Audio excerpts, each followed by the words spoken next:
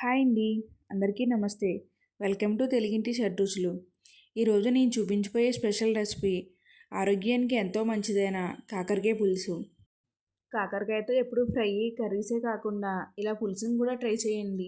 ఒక్క ముద్ద కూడా మిగిల్చకుండా తినేస్తారు.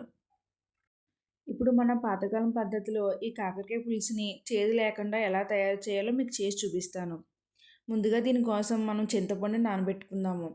ఇది 20 గ్రామ్స్ వరకు ఉంటుంది. ఇప్పుడు ఈ చింతపండుని ఒక బౌల్లో వేసుకొని హాఫ్ గ్లాస్ వాటర్ని వేసుకొని 15 నిమిషాల ముందే నానబెట్టుకోండి.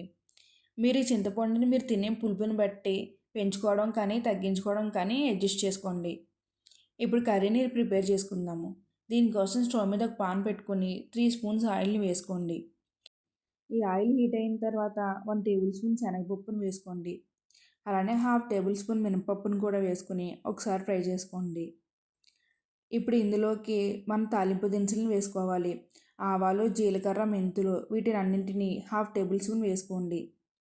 ఇలా పోపు దినుసులు అన్నింటిని వేసుకుని ఒకసారి వేయించుకుని 10 వెల్లుల్లి రబ్బల్ని పొట్టు తీసుకుని వేసుకోండి. ఈ కర్రీలోకి వెల్లుల్లిని ఎక్కువగానే వేసుకోండి, టేస్ట్ చాలా బాగుంటుంది. ఇప్పుడు ఒక ఎండుమిర్చిని తుంచి వేసుకోండి. అలానే 2 రెమ్మల కరివేపాకును కూడా వేసుకొని ఈ పోపు దినుసులు అన్నింటినీ బాగా ఫ్రై చేసుకోవాలి. ఇలా దినుసులు వేగిన తర్వాత ఒక పెద్ద సైజు ఆనియన్ని సన్నగా కట్ చేసుకుని వేసుకోండి.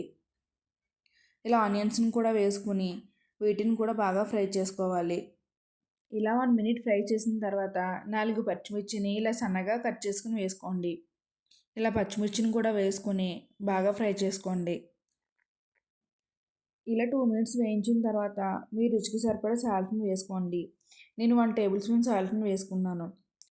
ఇలా వేయించుకుని ఆనియన్స్ అన్నింటినీ మూత పెట్టి 2 మినిట్స్ గోల్డెన్ కలర్ వచ్చే వరకు వేయించుకోవాలి.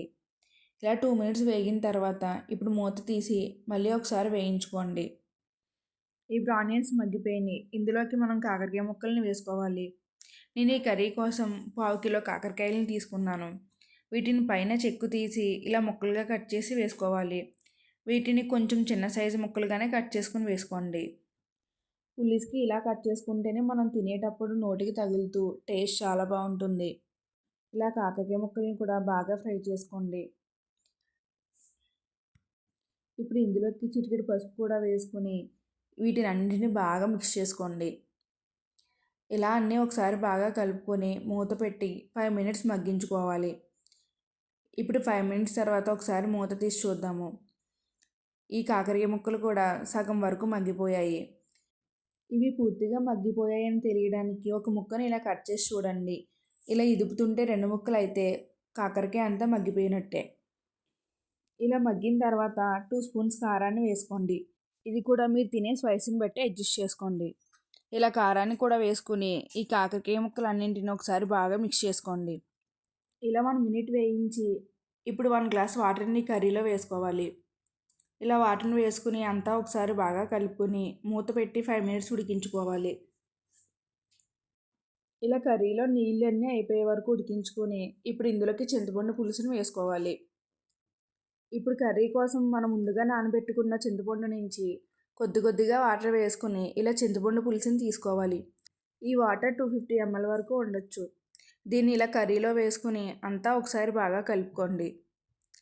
ఈ కర్రీని అంతా ఒకసారి బాగా కలుపుకొని మూత పెట్టుకుని 5 మినిట్స్ లో ఫ్లేమ్లో ఉడికించుకోండి. మనం ఎప్పుడైనా పులుసు చేసేటప్పుడు మంటను లో ఫ్లేమ్లో పెట్టుకుని పులుసుని మరిగించుకుంటే టేస్ట్ చాలా బాగుంటుంది. ఇలా 5 మినిట్స్ ఉడికిన తర్వాత ఇప్పుడు మూత తీసి కర్రీని చూద్దాము. కర్రీ 50% ఉడికిపోయింది. ఇప్పుడు ఈ కర్రీలోకి 2 స్పూన్స్ బెల్లం తురుమును వేసుకోండి. లేకపోతే బెల్లం ముక్కనైనా వేసుకోవచ్చు. ఇది 10 గ్రామ్స్ వరకు ఉంటుంది. అలానే 2 స్పూన్స్ నీళ్ళలో 1 స్పూన్ బియ్యం పిండిని కలిపి ఇలా పులుసులో వేయండి. దీనివల్ల పులుసు కన్సిస్టెన్సీ కూడా చాలా బాగుంటుంది. అలానే చిక్కగా కూడా ఉంటుంది. అలానే బెల్లం వేయడం వల్ల కూడా టేస్ట్ చాలా బాగుంటుంది, చేదుదనం తగ్గుతుంది. ఇలా వేసుకుని మళ్ళీ 2 మినిట్స్ ఉడికించుకుంటే సరిపోతుంది. 2 మినిట్స్ కన్నా ఈ కర్రీని ఎక్కువ ఉడికించొద్దు. దీనివల్ల కర్రీ బాగా చిక్కగా అయిపోతుంది. అలానే పులుపు కూడా ఎక్కువగా ఉంటుంది. ఇలా కర్రీ ఉడికిన తర్వాత కొంచెం కొత్తిమీర కూడా వేసుకుని అంతా ఒకసారి బాగా కలుపుకొని స్టవ్ ఆఫ్ చేసుకోవడమే. చూసారుగా కర్రీ చాలా టెంప్టింగ్గా కలర్ఫుల్గా ఉంది కదా. ఒక్కసారి కర్రీ టేస్ట్ చూసారంటే మళ్ళీ మళ్ళీ ఇదే చేయించుకుని తింటారు, అంత నచ్చేస్తుంది. ఈ కర్రీ రాగి ముద్దకి కూడా బెస్ట్ కాంబినేషను. కాకరకాయ ఇష్టం లేని వాళ్ళకి ఈ కర్రీని చేసి పెట్టండి, ఒక్క ముద్ద కూడా మిగిల్చకుండా తినేస్తారు. ఈ కర్రీ మీకు నచ్చిందా? నచ్చితే మీరు ఇంట్లో ట్రై చేసి ఎలా కుదిరిందనేది నా కామెంట్ బాక్స్లో చెప్పండి. అలానే ఈ వీడియోకి ఒక లైక్ కూడా చేసి వెళ్ళండి.